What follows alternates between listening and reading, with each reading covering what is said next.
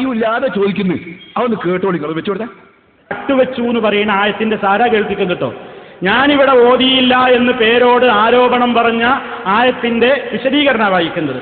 അവസാനത്തെ വചനത്തിൽ പറഞ്ഞതിന്റെ സാരം ഇതാണ്: മേൽ പറഞ്ഞ പ്രകാരം യഥാർത്ഥ സത്യം അറിയാമായിരുന്നിട്ടും, അറിയില്ല എന്നല്ല, ആ സത്യത്തെ ഉൾക്കൊണ്ടില്ല എന്നല്ല, ആ സത്യത്തെ അവർക്ക് ബോധ്യായില്ല എന്നല്ല, അറിയാമായിരുന്നിട്ടും അവർ തങ്ങളുടെ തോന്നിയ വാസത്തിൽ നിന്ന് പിന്മാറാത്തവരായിരിക്കുന്നത് കൊണ്ട് അവർ അവിശ്വാസികളും ശിക്ഷാർഹരുമാണെന്നുള്ള അള്ളാഹുവിന്റെ നിശ്ചയം സാക്ഷാത്കൃതമായിരിക്കുന്നു. അഥവാ അവരുടെ മർക്കടമുഷ്ടിയാണ് അതിന് കാരണം. ഇനി ശ്രദ്ധിച്ചോ, ഈ വചനങ്ങൾ അവതരിച്ചത് മക്കാ മുശ്രിക്കുകളിലാണെന്ന് വെച്ച് അവരെ മാത്രം ബാധിക്കുന്നതാണവ എന്ന് ആരും ധരിക്കേണ്ടതില്ല. എല്ലാ കാലത്തുമുള്ള എല്ലാ തരം മുശ്രിക്കുകളെയും ബാധിക്കുന്നതാണ് ഈ വചനങ്ങൾ എന്നുള്ളതിൽ ആർക്കും തർക്കത്തിന് അവകാശമില്ലാത്തതാണ്. എന്തേ വായിച്ചപ്പോ മൗലവി എന്തേലും പറഞ്ഞോ? അമാനി മൗലവി പറഞ്ഞോ എന്ത് അവർക്ക് അങ്ങനെ വിശ്വാസമില്ലാന്ന്? അമാനി മൗലവി പറഞ്ഞോ എന്ത് അവർക്ക് അങ്ങനെ വിശ്വാസമില്ലാന്ന്? ഞാനത് അയാളുടെ ക്ലിപ്പ് തന്നെ ആ അവിശ്വാസികൾ എന്നുള്ളത് ആവർത്തിച്ച് വെച്ചിട്ട് ശരിക്കങ്ങ് മനസ്സിലാക്കി തരാം. മൗലവി എടുത്ത തട്ടിപ്പ് വെച്ചു കൊടുത്തവനെ.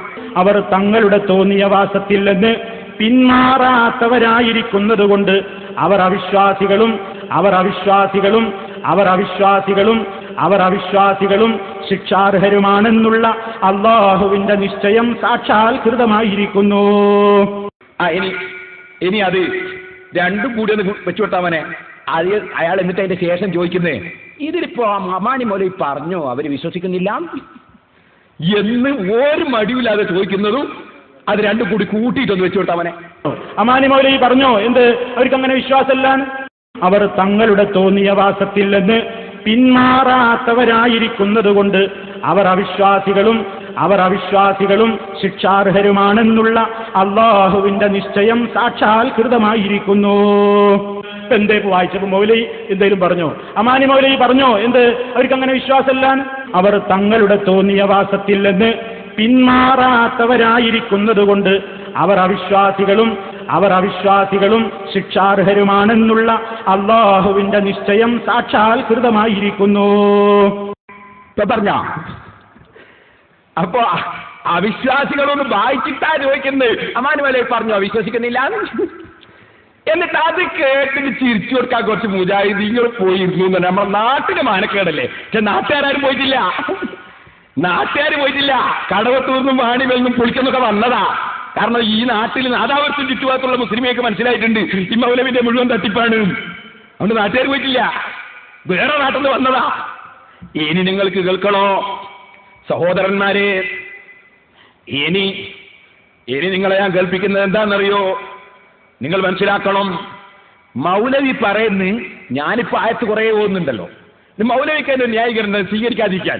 അതാണ് മൗലവി പറയുന്നത്. അബൂജഹലിന് വിശ്വാസമുണ്ട്.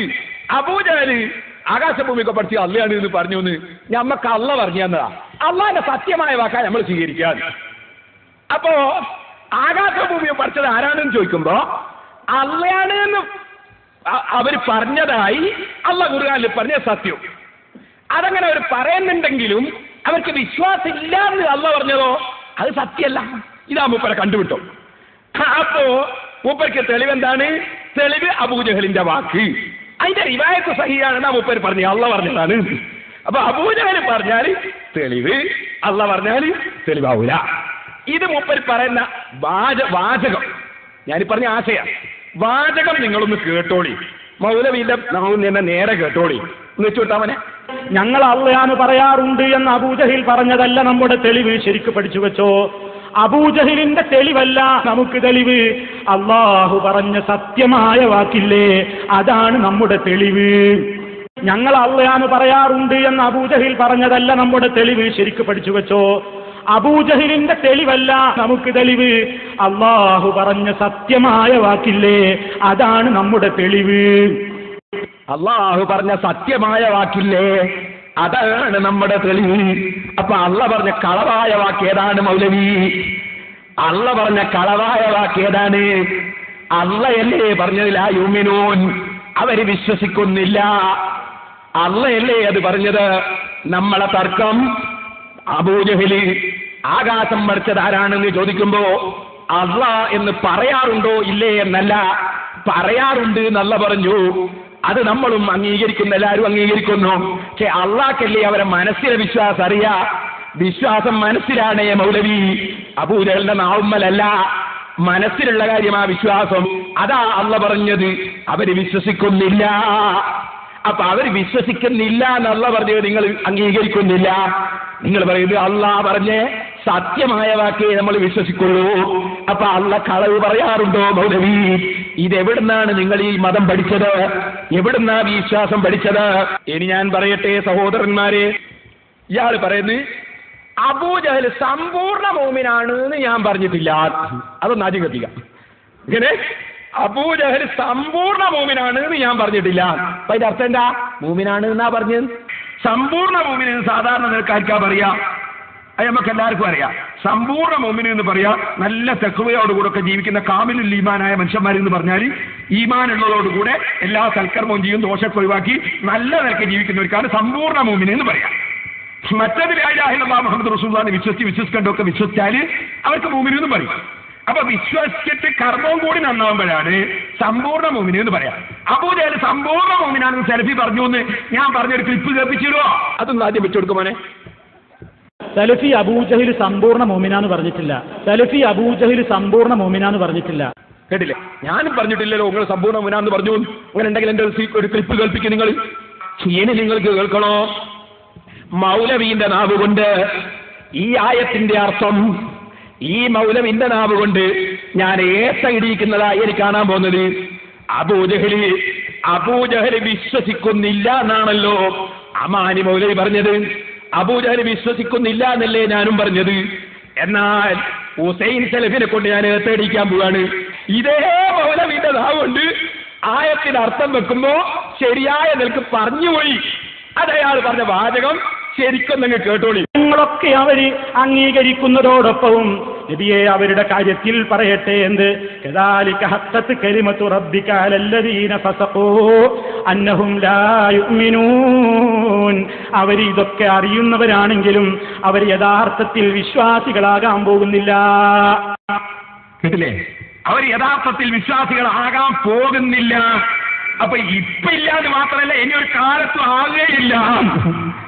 അങ്ങനെ മൗലവി പറഞ്ഞു. അവർ യഥാർത്ഥത്തിൽ വിശ്വാസികളാകാൻ പോകുന്നില്ല.